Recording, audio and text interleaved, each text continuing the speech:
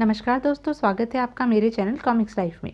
शुरू करते हैं पवन कॉमिक्स की एक और मज़ेदार कॉमिक्स, काला चोर पार्ट 2। इस घटना के 5 दिन पश्चात आज मुझे माला के साथ ज्योतिगढ़ के राजमहल में खजाने को चुराने जाना है। इसलिए अब मुझे महाराज की हस्तलिपि में खजांची के नाम एक पत्र लिख लेना चाहिए।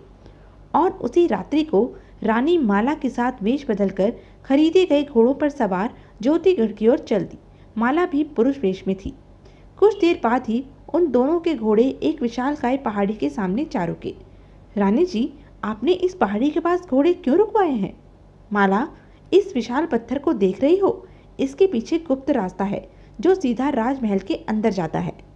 घोड़ों को यहीं पर छोड़कर हम दोनों इसी रास्ते से ज्योतिगढ़ के राजमहल में जाएंगी। इस गुप्त रास्ते के बारे में या तो मुझे पता है या फिर महाराज को पता है। रानी जी, गुप्त रास्ता तो इस विशाल पत्थर के पीछे है। इतने विशाल पत्थर को इसके स्थान पर से हटाकर हम दोनों गुप्त रास्ते में कैसे प्रवेश कर सकती हैं? माला, इस विशाल पत्थर को गुप्त रास्ते से हटाने का उपाय मैं जानती हूँ। ओह, तब तो ठीक है रानी जी। चंद्रिका विशाल पत्थर के पास गई और ठक ठक उसने पत्थर पर 8 बार मुक्के मारे। अगले ही पल, ओह, विशाल पत्थर अपने स्थान से सरक रहा है। कुछ पल बाद पत्थर अपने स्थान से पूरी तरह हट गया। आओ माला, अपने घोड़ों को वहीं एक पेड़ से बांधकर दोनों गुप्त रास्ते से ज्योतिगढ़ के राजमहल की ओर चल दी। तब माला, गुप्त रास्ते में अंधेरा छाया हुआ है, साथ लाए दीपक को अब जला लो। जो आज्ञा रानी जी। माला ने तुरंत दीपक को जला दिया। शीघ्र ही वे उस स्थान पर जा पहुंची जहां गुप्त रास्ता जाकर समाप्त होता था। अब रानी जी। तब चंद्रिका ने पुनः पत्थर पर 8 मुक्के मारे। अगले ही पल रास्ता बंद हो गया। माला, यहाँ तक तो हमने फतेह हासिल कर ली है, आगे देखो अब क्या होता है। रानी जी, फिक्र न करें, जो होगा ठीक ही होगा।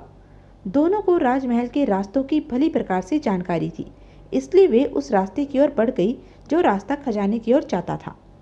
शीघ्र ही वे दोनों खजाने का पहरा दे रहे खजांची के पास पहुंची। खजांची जी, महाराज ने तुम्हारे नाम यह पत्र दिया है। खजांची पत्र लेकर पढ़ने लगा।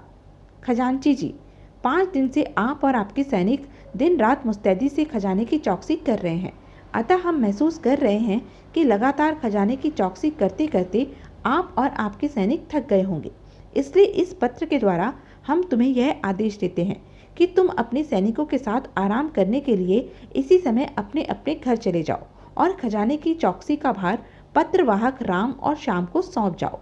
इसके साथ ही जाते समय खजाने की चाबी राम और श्याम को देते जाना, क्योंकि कुछ देर बाद हम स्वयं खजाने का निरीक्षण करने आने वाले हैं। राजा चरण से। पत्र पढ़कर खजांची खुश हो गया।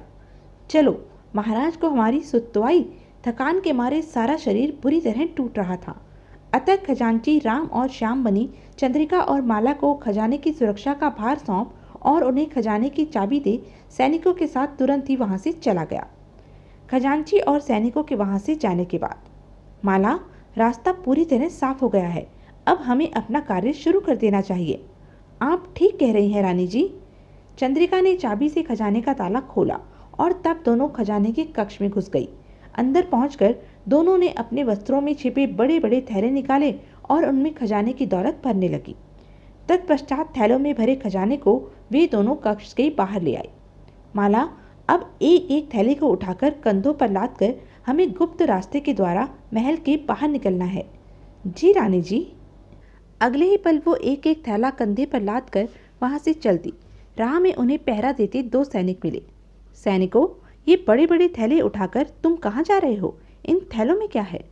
भाइयों, अभी कुछ देर पहले खजांची जी ने काले चोर और उसके 9 सैनिकों को मुठभेड़ में मार गिराया है। हम काले चोर और उसके साथियों की लाशें थैलों में भरकर राजमहल से बाहर ले जा रहे हैं। काला चोर और उसके साथी मारे गए? यह तो बड़ी ही खुशी की बात है। तब दोनों सैनिक आगे बढ़ गए। थैलों को उठाए वे दोनों गुप्त रास्ते के द्वार पर पहुंची।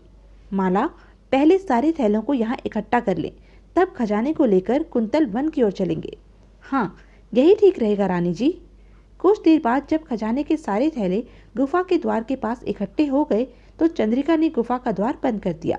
माला, अब हम आराम और निश्चिंतता से इन थैलों को लेकर कुंतल वन के राजमहल में ले जा सकते हैं। कुछ देर बाद माला, अब हमें कोई डर नहीं है, हमारी योजना पूरी तरह सफल हुई। आओ अब लूटे हुए खजाने को कुंतल वन के महल में ले चलें। इस तरह चंद्रिका और माला सारी रात एक एक करके खजाने से भरे थैलों को कुंतल वन के महल में पहुंचाती रही। अगले दिन सुबह होने पर, यह क्या, खजाने के दरवाजे खुले पड़े हैं? हैं? दोनों सैनिक खजाने के कक्ष में पहुंचे। ओह, खजाना तो खाली पड़ा है। लगता है काला चोर अपनी चतुराई दिखा गया है। तभी एक सैनिक की दृष्टि एक पत्र पर पड़ी। यह कैसा पत्र है? सैनिक ने आगे बढ़कर पत्र को उठा लिया। उसने पत्र को पढ़ा। खजाना काले चोर ने ही लूटा है। वह यह पत्र महाराज के नाम लिखकर यहाँ छोड़ गया है। तो चलो जल्दी चलकर महाराज को खजाने के चोरी हो जाने की सूचना दे। वे दोनों बदहवास से चरण सिंह के पास पहुंचे। महाराज, गजब हो गया, काला चोर खजाना लूटकर ले गया। क्या? हाँ महाराज, हम सच कह रहे हैं, खजाना बिल्कुल खाली पड़ा है। वहाँ हमें बस यह पत्र रखा मिला जो काला चोर आपके नाम छोड़ गया है। चरण सिंह ने जल्दी जल्दी वह पत्र पढ़ा। महाराज, हम तुम्हारा खजाना लूटकर ले जा रहे हैं। अब तुम्हें यकीन हो जाएगा कि हम कितने शातिर चोर हैं। अब तुम हमें पकड़कर दिखाओ तो जाने तुम्हारा शुभचिंतक काला चोर। पत्र पढ़ने के बाद, सैनिकों, इसी समय खजांची को बुला कर लाओ। जो आज्ञा महाराज। कुछ ही देर बाद खजांची चरण सिंह के सामने था। क्या आदेश है महाराज? आदेश के बच्चे, पहले तू यह बता कि तेरे होते हुए खजाना लुटा तो लुटा कैसे? क्या खजाना लुट गया? हाँ, और मैं तुमसे पूछता हूँ कि क्या तुम उस समय सो रहे थे जब काला चोर खजाना चोरी कर रहा था? क्षमा करिए महाराज, जब तक मैं अपने सैनिकों के साथ खजाने के पहरे पर था तब तक तो खजाना बिल्कुल सकुशल अपने स्थान पर था। हो सकता है काले चोर ने खजाना तब चोरी किया हो जब मेरे स्थान पर राम और श्याम पहरा दे रहे थे। ये राम और श्याम कौन है? महाराज, आपने ही तो कल रात उन दोनों को मेरे पास भेजा था। वे दोनों आपका पत्र लेकर मेरे पास आए थे। मेरा पत्र? मैंने तो किसी राम श्याम को कोई पत्र लिखकर नहीं दिया था। तब वह पत्र किसका लिखा हुआ था महाराज? क्या तुम्हारे पास वह पत्र है? है महाराज। तो जल्दी से हमें वह पत्र दिखाओ। पत्र पढ़कर वह पूरी तरह चौंका। यह पत्र तो मेरी ही हस्तलिपि में लिखा गया है। इसका मतलब यह है, खजांची को जिन राम श्याम ने यह पत्र दिया था वे काले चोर के गिरोह के ही आदमी थे। खजांची जी, हम बहुत बड़ी षड्यंत्र का शिकार हुए हैं। काले चोर ने हमें कहीं का नहीं छोड़ा है। हम आज ही उसे स्वयं पकड़ेंगे। शीघ्र ही सारे राज्य में खजाना लूटने की सूचना आग की तरह फैल गई। काला चोर तो बड़ा ही चालाक निकला, सारा ही खजाना चुरा कर ले गया। खजाने के बिना महाराज राजकाज कैसे चला पाएंगे?